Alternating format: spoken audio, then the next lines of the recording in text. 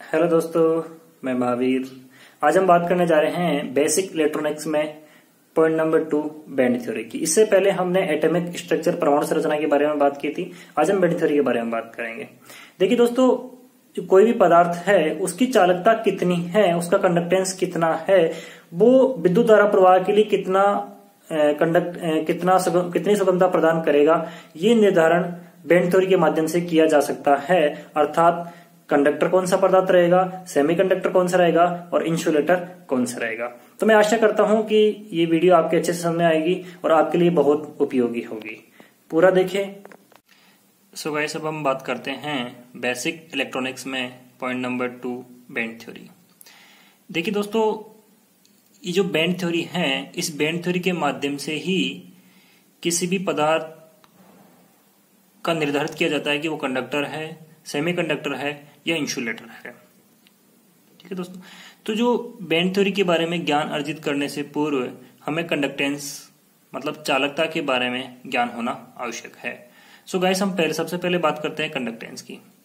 देखिए दोस्तों, आप पहले भी बेसिक इलेक्ट्रिकल में पढ़ चुके हो कंडक्टेंस के बारे में, लेकिन हम आज फिर उसको दोहराते हैं। तो सबसे पहले बात आती है कि कंडक्टेंस क्या होता है। तो कंडक्टेंस एक किसी भी पदार्थ का स्वाभाविक गुण है, एक प्रॉपर्टी है उसके गुण है जो अपने में से धारा प्रवाह के लिए सुगमता प्रदान करता है।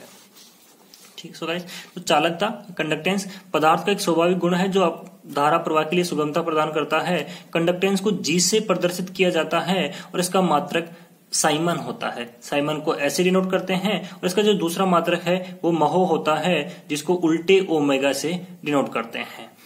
जो कंडक्टेंस है, जो चालकता है, इसका ऐसा ही मात्रक साइमन होता है। ठीक है। देखिए दोस्तों, क्या है ये कि जैसे कोई भी एक पदार्थ का टुकड़ा है और इस पदार्थ के टुकड़े के अक्रॉस यदि हम यहां पर कोई फोर्स लगाते हैं, इलेक्ट्रोमोटिव फोर्स, तो इसके अंदर से धारा प्रवाह होगी, करंट का प्रवाह होगा। तो इस करंट प्रवाह के लिए जो ये सुगमता प्रदान करेगा, ये जो पदार्थ है इस करंट प्रवाह के लिए जो सुगमता प्रदान करेगा वो इसका कंडक्टेंस कहलाएगा। ठीक है। तो इसका स्वाभाविक गुण है और ये प्रत्येक पदार्थ का अलग अलग हो सकता है। सो गाइस, आगे हम यदि बात करें कि यदि हम दो पदार्थ के टुकड़े लेते हैं जिसमें से एक कॉपर है और दूसरा आयरन है, इन दोनों ही पदार्थ के सभी पैरामीटर्स, जिसमें लंबाई और इसका कटाक क्षेत्रफल, लंबाई यानी ये लंबाई है और ये जो इसको सामने वाले सा दिख रहा है आपको, ये क्रॉस सेक्शन एरिया, ये दोनों ही पदार्थ के जो टुकड़े हैं उनका सेम है, यानी दोनों समान लंबाई के हैं और समान कटाक क्षेत्रफल वाले हैं। और इनके दोनों के सिरों पर समान हम पोटेंशियल डिफरेंस, समान विद्युत वाहक बल हम इसके अप्लाई करते हैं, तो इसमें करंट का प्रवाह होता है, करंट का प्रवाह होगा। परंतु जो दोनों ये जो मैटर है, जो दोनों पदार्थ हैं, इनमें से करंट का प्रवाह अलग अलग मान का होगा। अर्थात किसी में से लो मान की करंट प्रवाह होगी तो किसी में से हाई मान की करंट प्रवाह होगी, और उसका कारण है इन दोनों का कंडक्टेंस। जिसका कंडक्टेंस हाई होगा उसमें से विद्युत धारा अधिक प्रवाह होगी और जिसका कंडक्टेंस लो होगा उसमें से विद्युत धारा कम प्रवाहित होगी, क्योंकि कंडक्टेंस धारा प्रवाह के लिए सुगमता है। जिसका कंडक्टेंस उच्च होगा उसमें से उच्च करंट प्रवाह हो सकती है और जिसका कंडक्टेंस लो होगा उसमें से लो करंट प्रवाह होगी। तो यहां पर यदि हम बात करें तो ये कॉपर है, इस कॉपर का कंडक्टेंस हाई होता है और आयरन का लो होता है। तो दोनों के जो है मैटर है, इस मैटर के दोनों के सिरे पर समान वोल्टेज लगाने पर भी अलग अलग करंट का प्रवाह होगा। इसका कारण है कंडक्टेंस। ये जो कंडक्टेंस है, कंडक्टेंस प्रतिरोध अर्थात रेजिस्टेंस का विपरीत स्वभाव है। अर्थात जिस प्रकार से जो अपना कंडक्टेंस सुगमता प्रदान कर रहा है, तो अपना जो प्रतिरोध है वो बाधा उत्पन्न करता है। ये भी हम पहले जान चुके हैं। तो हम ये कह सकते हैं कि G = 1/R, जो रेजिस्टेंस है उस रेजिस्टेंस को हम R से डिनोट करते हैं। तो G = 1/R, अर्थात ये एक दूसरे के विपरीत स्वभाव के हैं। ठीक है दोस्तों, तो अब यदि बात करते हैं, यहां पर अपने पास आएगी G = 1/R।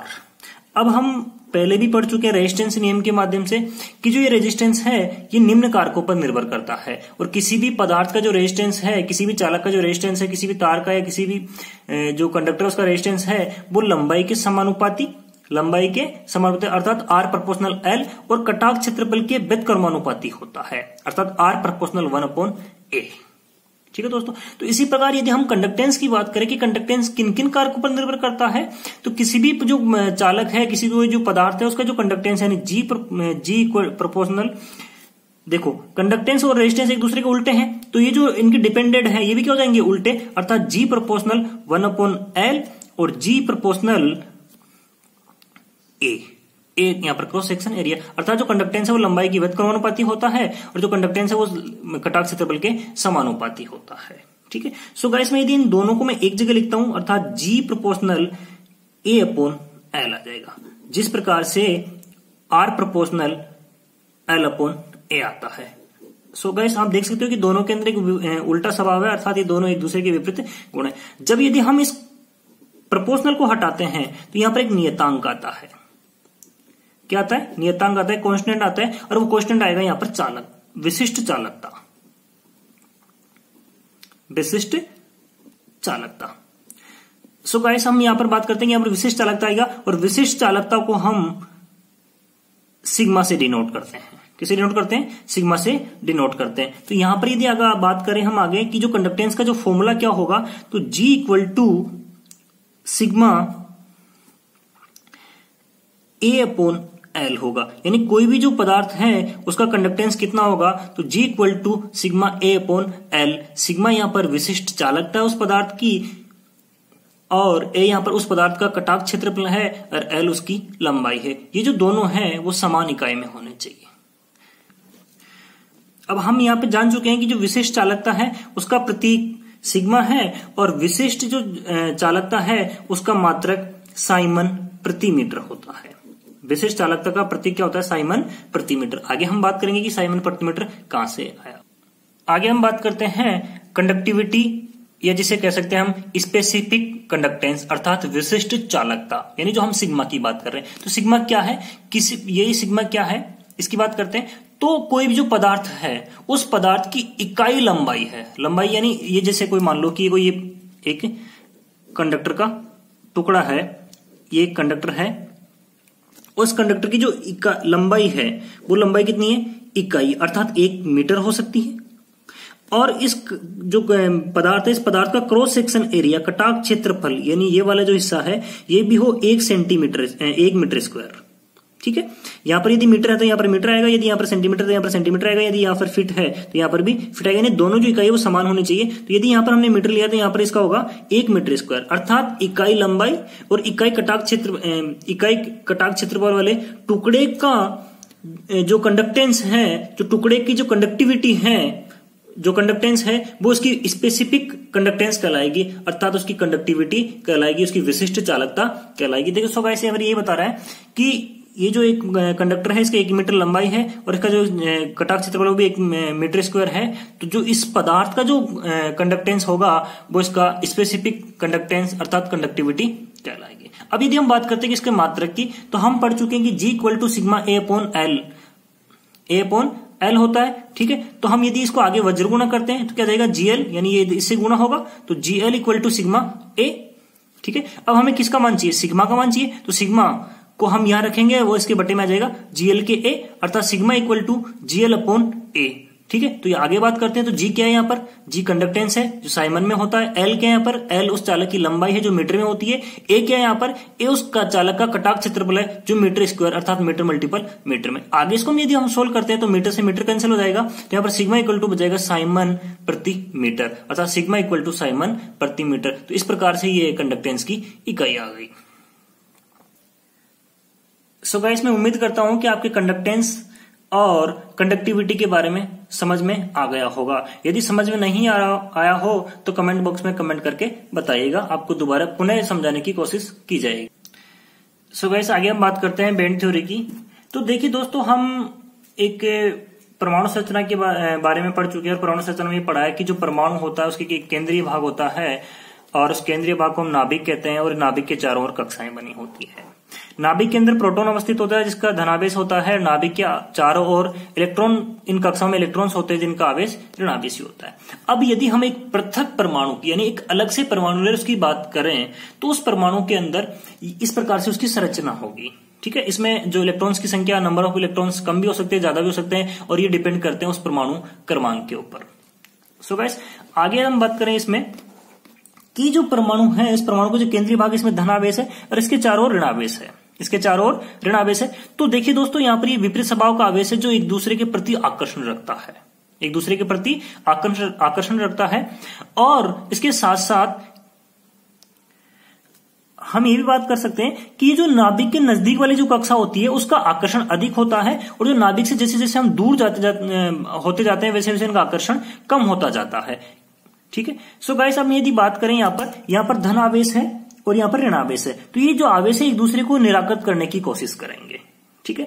अब देखिए, आप पहले भी जान चुके हो कि जो इलेक्ट्रॉन्स हैं, इलेक्ट्रॉन्स के अंदर ऋण आवेश होता है और जो प्रोटॉन्स है इसके अंदर धन आवेश होता है। तो ये क्या कि विपरीत स्वभाव के आवेश होने के कारण एक दूसरे को निराकृत करने की कोशिश करेंगे। ठीक है। तो जो सबसे पास वाली कक्षा है उसको ये अधिक निराकृत करेंगे, और जैसे जैसे दूर होते जाएंगे इस नाभिक से, हम नाभिक से बाहर की ओर आते जाएंगे, वैसे वैसे इनकी जो निराकृत करने का जो गुण है वो थोड़ा कम होता जाएगा। अर्थात जो यहाँ पर जो इलेक्ट्रॉन्स हैं उनकी जो एनर्जी है वो एनर्जी बढ़ती जाएगी, इनकी एनर्जी क्या होती जाएगी, बढ़ती जाएगी। अर्थात जो नाभिक की जो पास वाली कक्षा है उसके अंदर एनर्जी कम रहेगी, क्योंकि नाभिक के पास होने के कारण इसको अधिक निराकृत कर देगा, और जैसे जैसे हम दूर जाते जाएंगे वैसे वैसे इनका एनर्जी लेवल, जो इनकी इलेक्ट्रॉन में जो एनर्जी है वो बढ़ती जाएगी। सो गाइस, तो और एक साथ साथ ये भी हमें ध्यान रखना है कि जो एक कक्षा है, इस एक कक्षा में जितने भी इलेक्ट्रॉन्स उपस्थित हैं उन सभी इलेक्ट्रॉन्सों का एनर्जी लेवल सेम होगा। यदि अपना एटम आइसोलेटेड है, यानी अपना पृथक एक अलग से अपना परमाणु है, तो प्रत्येक जो कक्षा है उस प्रत्येक कक्षा का एक एनर्जी लेवल होगा, सभी इलेक्ट्रॉन्सों का एक एनर्जी लेवल होगा। और जो नाभिक के सबसे जो पास वाली कक्षा होगी उसका एनर्जी लेवल लो होगा, और जो जैसे जैसे हम नाभिक से दूर जाते जाएंगे वैसे वैसे उनका एनर्जी लेवल बढ़ता जाएगा। सो गाइस, देखो यहाँ पर यही बताया जा रहा है कि एक एनर्जी लेवल दिया हमने, यहाँ पर हो सकता है कि 0 से नीचे हो। मान लो कोई भी इसका एक पॉइंट है, जैसे मान लिया हमने कि यहाँ पर जो समझाया जा रहा है कि देखो ये पहला बॉन्ड है, दूसरा बॉन्ड है और ये तीसरा बैंड है, मतलब ये पहली कक्षा, दूसरी कक्षा और ये लास्ट ऑर्बिट जिसे हम वैलेंसी बैंड कहते हैं। जो लास्ट कक्षा होती है उसको हम संयोजी कक्षा कहते हैं, तो इसीलिए यहाँ पर जो लास्ट से जो बन रहा है उसको बोल दिया हमने वैलेंसी बैंड। तो सो गाइस, यहाँ पर क्या बताया जा रहा है कि एक हमने यहाँ पर कोई लिया, यहाँ पर 0 है, यहाँ पर -1 है, -2 है, देखो चार्ज कुछ भी हो सकता है, माइनस प्लस, ठीक है, और यहाँ पर -3 ऐसे है कुछ। ठीक है। सो गाइस, देखो क्या रहा है कि जो पहली कक्षा है उसमें सबसे लो चार्ज होगा, यानी यहाँ पर जो है ये जो पहली कक्षा है इसकी चार्ज की बात करें तो ये लेवल है। जो दूसरी कक्षा है उसका चार्ज इससे हाई होगा, अर्थात दूसरी कक्षा का चार्ज ये हो सकता है। सो गाइस, मैं ये दावा नहीं कर रहा हूं कि इनका चार्ज इतना ही होगा, लेकिन एक अप्रोक्स हम समझने के लिए बात कर रहे हैं। ठीक है। तो जो पहली कक्षा का यदि चार्ज ये है तो दूसरी कक्षा का चार्ज ये होगा, क्योंकि नाभिक के प्रति इसका आकर्षण कम होगा तो इसकी जो एनर्जी है वो हाई होगी, थोड़ी सी एनर्जी हाई होगी। अब मैं आगे बढ़ते जाऊं तो जैसे जैसे मैं आगे कक्षा बढ़ाता जाऊंगा वैसे वैसे इनका चार्ज बढ़ता जाएगा। तो यदि मैं इस बात करूं कि जो लास्ट ऑर्बिट है ये जो लास्ट ऑर्बिट है ये रहेगी, इस लास्ट ऑर्बिट में जो कक्षा लास्ट ऑर्बिट होती है उसको कहते हैं हम संयोजी कक्षा। तो इस लास्ट ऑर्बिट में जो इलेक्ट्रॉन्स होते हैं उन्हें कहते हैं हम संयोजी इलेक्ट्रॉन्स। जो संयोजी इलेक्ट्रॉन्स के कारण जो बैंड बनेगी उसको बोल देंगे हम संयोजी बैंड। जो पहली कक्षा के द्वारा बनी उसे बोल देंगे फर्स्ट बैंड, जो सेकंड कक्षा के द्वारा बनी उसको बोल देंगे सेकंड बैंड, और जो संयोजी इलेक्ट्रॉन्स के कारण बनी उनको बोल देंगे हम संयोजी बैंड। तो जैसे जैसे हम नाभिक से दूर होते जाएंगे वैसे वैसे इनका जो एनर्जी लेवल है वो बढ़ता जाएगा। तो सब ऐसे यहाँ पर ये बताया जा रहा है कि ये एक एनर्जी लेवल की लाइन है, जब यहाँ पर एनर्जी लेवल हाई होता जा रहा है। ऐसे ये फर्स्ट बैंड है, अर्थात पहली कक्षा की एनर्जी दूसरी कक्षा की अपेक्षा लो होगी, सबसे कम होगी, फिर उसकी सेकंड की ज्यादा होगी, उसके बाद में जो सबसे ज्यादा होगी वो होगी वैलेंसी बैंड की। यहां पर अभी तक ये पृथक यानी एक अलग से आइसोलेटेड एटम्स की बात कर रहा है। देखो दोस्तों, जो मैं बताने जा रहा था वो यहाँ पर लिखा हुआ है कि प्रत्येक कक्षा का एक ऊर्जा स्तर अलग अलग होता है, यानी जो प्रत्येक कक्षा है उसका एनर्जी लेवल अलग अलग होता है, और अलग अलग होने के कारण नाभिक के प्रति उनका आकर्षण किसी का कम होता है, किसी का ज्यादा होता है। दूसरी बात कह रहा है कि सामान्यतः एक कक्षा में उपस्थित इलेक्ट्रॉन्स सभी एक कक्षा में उपस्थित सभी इलेक्ट्रॉन्स का एनर्जी लेवल, यानी जितने भी एक कक्षा है उस एक कक्षा में उपस्थित जितने भी इलेक्ट्रॉन्स होंगे सबका एनर्जी लेवल समान होगा। उसके बाद बात करते हैं कि यहाँ पर दिया हुआ है कि जो सबसे जो हायर एनर्जी वाला कौन होगा, तो जो लास्ट ऑर्बिट होगी, जो सबसे लास्ट वाली ऑर्बिट है, यानी जो बाह्यतम कक्षा जो संयोजी बैंड है वो सबसे हायर एनर्जी वाली होगी, और जो सबसे लोअर एनर्जी वाली कौन होगी, तो जो फर्स्ट ऑर्बिट अर्थात जो नाभिक के पास होगी। तो जो नाभिक के पास है ये सबसे लोअर एनर्जी वाली होगा, और जो सबसे बाहर है जो संयोजी कक्षा है वो सबसे हायर एनर्जी वाला होगा।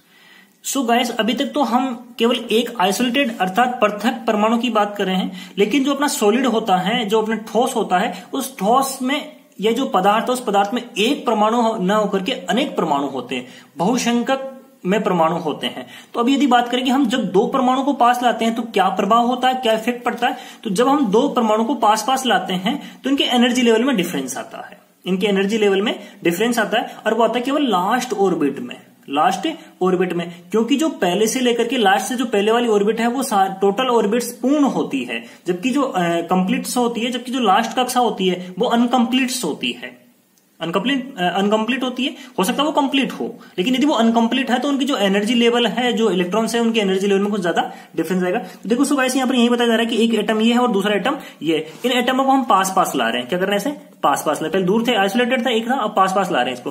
तो क्या होगा कि जो यहाँ पर ये इलेक्ट्रॉन है, इस इलेक्ट्रॉन का जब आइसोलेटेड है तो इस इलेक्ट्रॉन का इसके प्रति आकर्षण बल होगा, इसका यह आकर्षण बल होगा, इसका यह आकर्षण बल होगा, इसका यह आकर्षण बल, यानी जो प्रत्येक जो परमाणु इसका अपने नाभिक के प्रति आकर्षण बल होगा। लेकिन जब दो एटम को हम पास पास लाएंगे तो ये दूसरा जो परमाणु है, अर्थात ये जो एक परमाणु है, दूसरा परमाणु ये है, तो इस परमाणु के जो इलेक्ट्रॉन्स है, इस जो दूसरा परमाणु है, इसके नाभिक के प्रति कुछ अट्रैक्शन रखेंगे, नाभिक के प्रति कुछ अट्रैक्शन रखेंगे, और जो दूसरा परमाणु है उसके जो इलेक्ट्रॉन्स है वो पहले परमाणु के जो नाभिक है उसके प्रति अट्रैक्शन रखेंगे। तो देखो यहाँ पर दिखाया जा रहा है यहाँ पर कि जो इलेक्ट्रॉन्स है, ये इलेक्ट्रॉन्स पास पास, दोनों एटम को पास पास लाने के बाद ये जो इलेक्ट्रॉन्स है इस नाभिक के प्रति आकर्षण रख रहा है। देखो दिखाई दे रहा है आपको तीर के निशान से, और जो ये इलेक्ट्रॉन्स है इसके प्रति आकर्षण रख रहा है। ठीक है, तो इस नाभिक के प्रति इनका आकर्षण कम हो गया, आकर्षण कम हो गया, या तो आकर्षण घट सकता है या बढ़ सकता है। देखो दोस्तों, ये भी घट भी सकता है और बढ़ भी सकता है। तो आकर्षण में कुछ परिवर्तन आया, आकर्षण में परिवर्तन आया तो इनके एनर्जी लेवल में परिवर्तन आएगा, एनर्जी लेवल में परिवर्तन आएगा। तो हम पहले तो क्या पढ़ते थे कि जो आइसोलेटेड एटम्स होता है, जो आइसोलेटेड परमाणु होता है, उसके टोटल एक कक्षा में जितने भी इलेक्ट्रॉन्स उपस्थित होते हैं उनका एनर्जी लेवल सबका सेम होता है। लेकिन जब दो एटम्स को हम जब पास पास लाएंगे तो इनकी जो एनर्जी लेवल में कुछ परिवर्तन आता है, हो सकता है घटे या हो सकता है वो बढ़े। तो देखो यहाँ पर ये समझाया जा रहा है कि जो पहला जो अपना है, ये पहली बॉन्ड है, दूसरा बॉन्ड है, और जो लास्ट बॉन्ड है ये संयोजी वैलेंस। तो यहाँ पर देखो सो गाइस, यहाँ पर क्या दिखाया जा रहा था कि जो सभी है इनका एनर्जी लेवल सेम है, एक ही रेखा में, लेकिन यहाँ पर देखो एनर्जी लेवल बिगड़ चुका है, किसी का कम हो गया, जैसे मान लो पहले ये था तो किसी का कम हो गया, किसी का हाई हो गया, किसी का लो हो गया, किसी का हाई हो गया, और इसका कारण है दो परमाणु के पास पास लाने के कारण एक दूसरे के नाभिक के प्रति आकर्षण। तो जो ये वैलेंस बैंड थी, जो वैलेंस कक्षा थी, इस वैलेंस कक्षा में जो उपस्थित इलेक्ट्रॉन्स थे इनकी एनर्जी लेवल चेंज हो गई, और चेंज होकर के एक एक बैंड बना लिया इसने, यहां से यहां तक का एक बैंड बना लिया। तो ये जो बैंड बना है वो कहलाएगा वैलेंसी बैंड। ठीक है, और ये जो बाकी बैंड है, first band, second band, third band, इनमें जो परमाणु है, इनमें जो इलेक्ट्रॉन्स है, इनके इलेक्ट्रॉन्स के एनर्जी लेवल में इफेक्ट नहीं आएगा। क्यों नहीं आएगा? क्योंकि जो इनकी लास्ट, जो इनकी ऑर्बिट्स होती है, ये ऑर्बिट्स कंप्लीट होती हैं, और जो लास्ट ऑर्बिट है अर्थात जो संयोजी ऑर्बिट्स है, उस संयोजी ऑर्बिट्स के ही इलेक्ट्रॉन्स के एनर्जी लेवल में डिफरेंस आएगा। उसका कारण कि वो कक्षा अनफिल्ड होती है, अनकंप्लीट होती है। ठीक है, सो गाइस देखो कि यहां पर अब हम बात कर रहे हैं कि जो हमने दो एटम्स को पास पास लाया, तो पहली बॉन्ड का कुछ परिवर्तन नहीं हुआ, दूसरी का कुछ परिवर्तन नहीं हुआ, लेकिन जो संयोजी बैंड थी उस संयोजी बैंड में कुछ परिवर्तन आया, और कुछ परिवर्तन को किसी का बढ़ा, किसी का घटा, किसी का बढ़ा, किसी का घटा, किसी का बढ़ा, किसी का घटा। यदि इस रेंज, यदि हम बात करें कि यदि उनको हो सकता है कि इनका पहले से नाभिक के प्रति आकर्षण बल कम हो, तो ये इनका लेवल और बढ़ सकता है। वो डिपेंड करता है कि उनमें पहले कितने इलेक्ट्रॉन्स थे, इनका पहले नाभिक के प्रति आकर्षण कितना था। सो गाइस आगे हम बात करते हैं कि जो यहां पर यदि ज्यादा चार्ज हो जाएंगे, ये ज्यादा चार्ज हो जाएंगे तो हो सकता है कि इस रेंज से बाहर निकल जाए, और ये बाहर निकलेंगे तो यहां पर जाकर के अलग बैंड और बना लेंगे। यहां जाकर के जब ये ज्यादा एनर्जी एक्साइटेड हो जाएंगे, ज्यादा उत्तेजित हो जाएंगे इलेक्ट्रॉन्स, तो इस लेवल से बाहर निकल जाएंगे, बाहर निकल कर यहां ऊपर जाकर के दूसरी और बैंड बना लेंगे जो कहलाएगी कंडक्शन बैंड। कंडक्शन बैंड अर्थात जिसको हम हिंदी में कहेंगे चालन बैंड। ठीक है, तो जो चालन बैंड है इसका जो एनर्जी लेवल है वो कंडक्शन बैंड से हाई होगा। ठीक है, सो गाइस देख सकते हो यहां पर बताया जा रहा है कि ये वैलेंसी बैंड है, और वैलेंसी बैंड के ऊपर एक और बैंड बनेगी जो कहलाएगी कंडक्शन बैंड, चालन बैंड। अब देखो ये जो चालन बैंड है और जो कंडक्शन बैंड है, इन दोनों के बीच में अंतर हो सकता है, कुछ हो सकता है ये दूसरे को एक पास पास हो सकता है इनमें कोई अंतर हो सकता है बहुत बड़ा अंतर हो। तो यदि दोनों के बीच में कोई अंतर है तो वो अंतर, उस अंतर को कहेंगे हम फोरबिडन गैप। फोरबिडन गैप भी बोल सकते हैं, फोरबिडन एनर्जी गैप भी बोल सकते हैं, और यह इसको कह सकते हैं हम एनर्जी लेवल गैप। और एनर्जी लेवल गैप को हम शॉर्ट में ईजी से डिनोट करेंगे। जो भी हमने पढ़ा है उनके बारे में यहाँ लिखा हुआ है, तो एक बार पढ़ लेते हैं। कह रहा है कि दो परमाणु यानी एटम्स को पास पास लाने पर अंतिम कक्षा का ऊर्जा स्तर यानी एनर्जी लेवल परिवर्तित होता है और इसका कारण दूसरे परमाणु के नाभिक के प्रति आकर्षण, जो भी हमने ऊपर पढ़ा है। आगे क्या कह रहा है कि अंतिम कक्षा के अतिरिक्त कक्षाओं का ऊर्जा स्तर यानी एनर्जी लेवल प्रभावित नहीं होता है क्योंकि उनकी कक्षा पूर्ण होती है, यानी लास्ट ऑर्बिट को छोड़ करके जो टोटल ऑर्बिट अन्य ऑर्बिट्स होती है वो कंप्लीटली फिल होती है, तो उनका एनर्जी लेवल में कोई डिफरेंस नहीं आता, जितना पहले होता है उतना ही रहता है। उसके बाद कहता है कि संयोजी इलेक्ट्रॉन्स द्वारा निर्मित बैंड संयोजी बैंड कहलाता है, यानी जो लास्ट ऑर्बिट के द्वारा जो भी इलेक्ट्रॉन्स हैं उसमें उपस्थित इलेक्ट्रॉन्स के कारण जो बैंड बनेगा वो संयोजी बैंड कहलाएगा। उसके बाद कह रहा है कि मुक्त इलेक्ट्रॉन्स यानी फ्री इलेक्ट्रॉन्स द्वारा निर्मित बैंड चालन बैंड कहलाता है, कंडक्शन बैंड कहलाता है। और ये कह रहा है कि चालन बैंड और संयोजी बैंड के बीच का अंतर, बीच का उनका गैप फॉरबिडन गैप या एनर्जी गैप या जिसको हम बैंड गैप भी बोलते हैं, बैंड गैप कहलाता है। यानी इन दोनों के बीच का ये जो अंतर है, ये जो आपको दिखाई दे रहा है, ये आपका फॉरबिडन गैप, एनर्जी गैप, ये जिसको कह सकते हैं हम बैंड गैप कहलाता है। सो गाइस आगे बताया जा रहा है कि जो ऊर्जा स्तर यानी एनर्जी लेवल है उसका मात्रक इलेक्ट्रॉन्स वोल्ट, जिसको शॉर्ट में लिखते हैं ईवी होता है। तो आपसे कोई भी पूछे कि ऊर्जा स्तर यानी एनर्जी लेवल का मात्रक इलेक्ट्रॉन वोल्ट। सो गाइस आगे हम बात करते हैं कि कोई भी जो पदार्थ है वो चालक यानी कंडक्टर होगा, अचालक यानी इंसुलेटर होगा या अर्धचालक यानी सेमीकंडक्टर है, इनका निर्धारण फॉरबिडन गैप यानी जो एनर्जी लेवल गैप है वो करता है। अर्थात किसी भी पदार्थ की कंडक्टिविटी कितनी होगी, कौन से पदार्थ की कंडक्टिविटी ज्यादा होगी, कौन से पदार्थ की कंडक्टिविटी कम होगी, वो फॉरबिडन गैप के द्वारा निर्धारित किया जाता है। सो गाइस फॉरबिडन गैप के द्वारा कैसे निर्धारित किया जाता है वो हम आगे बात करेंगे।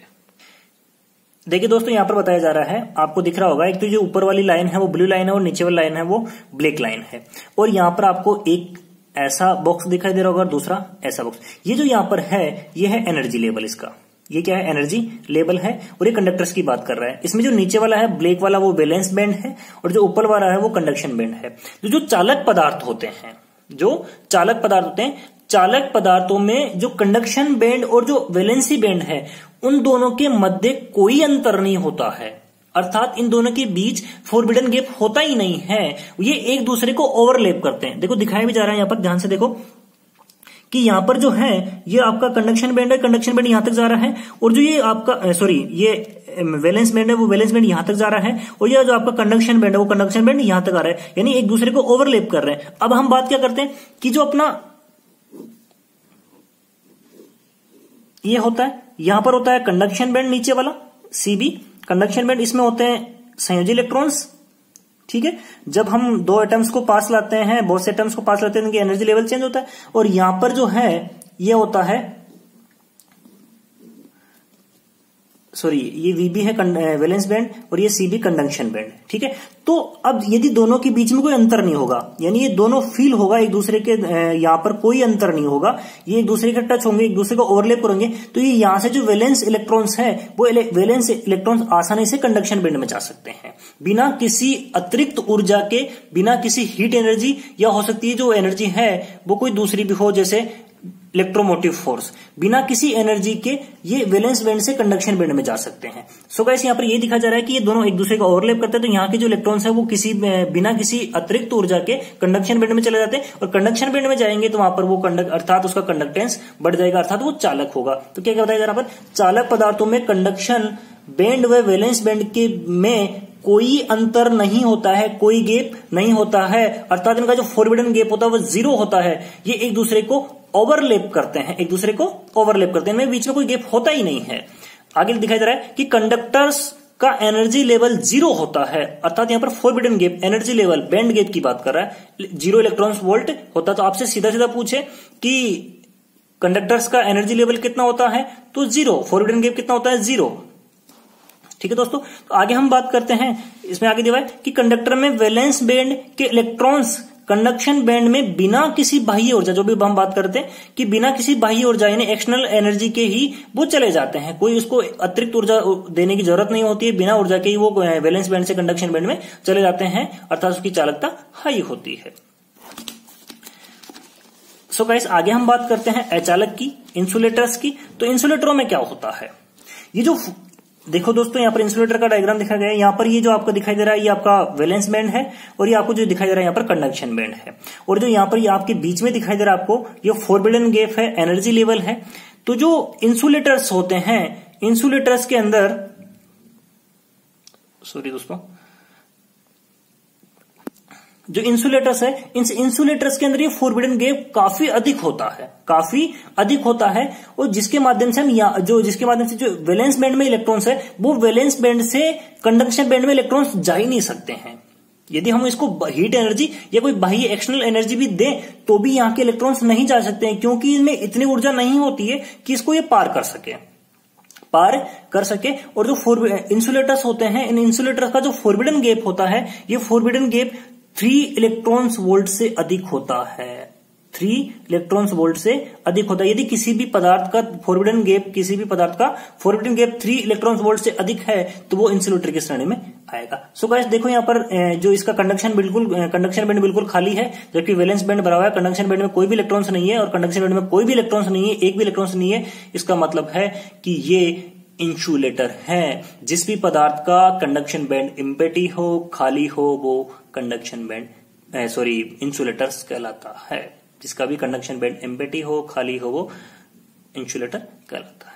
देखिए दोस्तों, यहाँ पर भी कुछ वही चीजें लिखी हुई है जिनके बारे में जानेंगे। अचालक पदार्थ में वैलेंस बैंड व कंडक्शन बैंड के बीच बहुत अधिक अंतर होता है। ये जो यहाँ पे दिखाई दे रहा है, ठीक है, बहुत अधिक अंतर होता है, जिस कारण इसके वैलेंस इलेक्ट्रॉन्स कंडक्शन बैंड में नहीं जा सकते। आगे रहे, इंसुलेटर्स में एनर्जी लेवल का मान 3 इलेक्ट्रॉन वोल्ट से अधिक होता है, अर्थात जिस भी पदार्थ का एनर्जी लेवल या एनर्जी गैप, फोरबिडन गैप या बैंड गैप 3 इलेक्ट्रॉन वोल्ट से अधिक होता है, वह इंसुलेटर की श्रेणी में आते हैं। यानी जिसका भी 3 इलेक्ट्रॉन वोल्ट से अधिक होगा उसको हम इंसुलेटर कह सकते हैं, इंसुलेटर कहेंगे, अर्थात उसमें से विद्युत धारा का प्रवाह नहीं होगा। आगे हम बात करते हैं, इंसुलेटर में वैलेंस बैंड से कंडक्शन बैंड में इलेक्ट्रॉन्स ले जाना संभव नहीं होता है, किसी भी परिस्थिति में संभव नहीं होता है, यदि हम उसको बाह्य एक्सटर्नल एनर्जी दो या उसको हीट एनर्जी दो।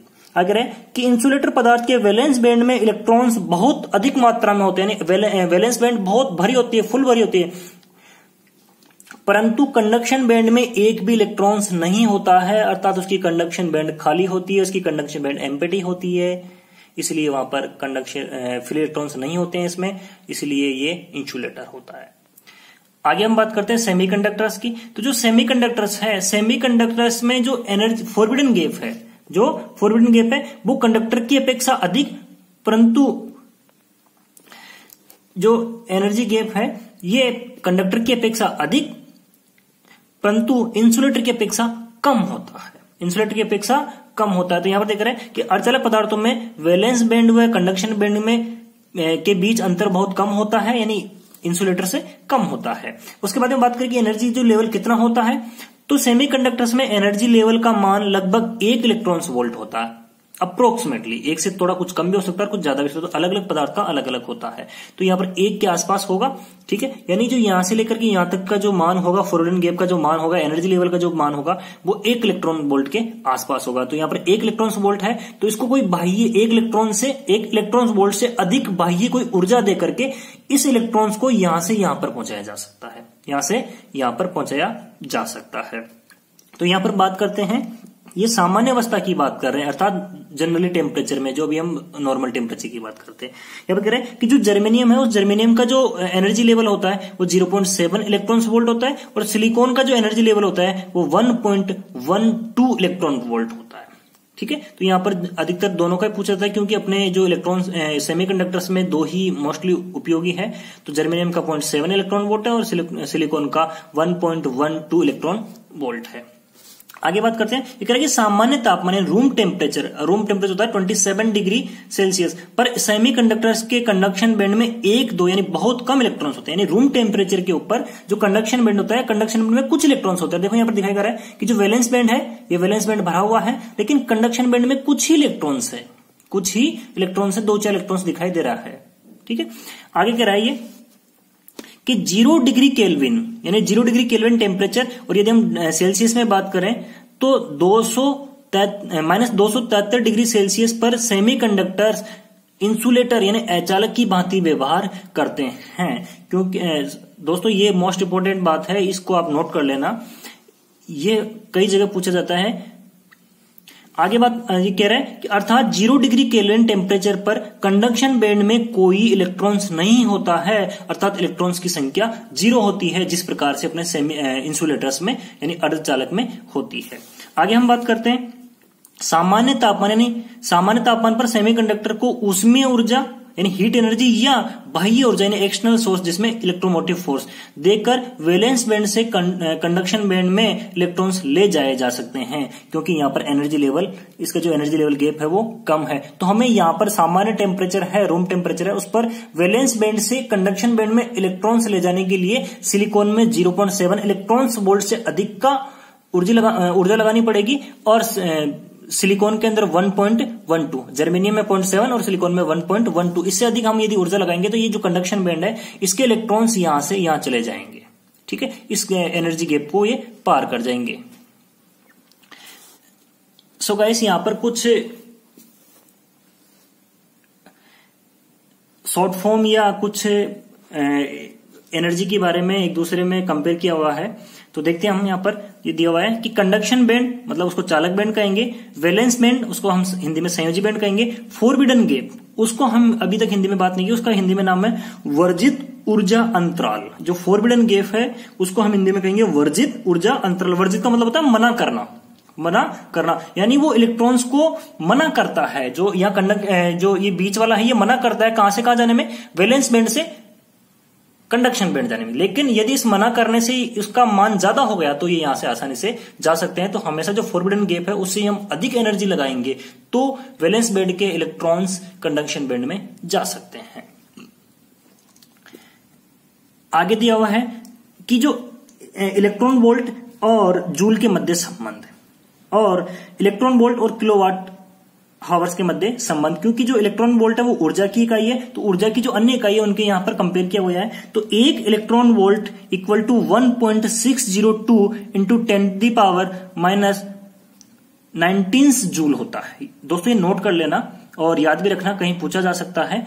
और एक joule equal to 6.242 into 10⁻18 electrons volt होता है। इसी प्रकार हम यदि किलोवाट में बात करें तो एक electron volt equal to 4.450 into 10⁻⁻26 kilowatt hours होता है। और एक kilowatt hours equal to 2.247 into 10⁻25 electrons volt होता है। सो गाइस मैं आशा करता हूं कि आप सभी लोगों की वीडियो अच्छे से समझ में आया होगा, और यदि किसी प्रकार की कोई आपको त्रुटि दिखाई देती है तो कमेंट बॉक्स में कमेंट करके बताइए। धन्यवाद।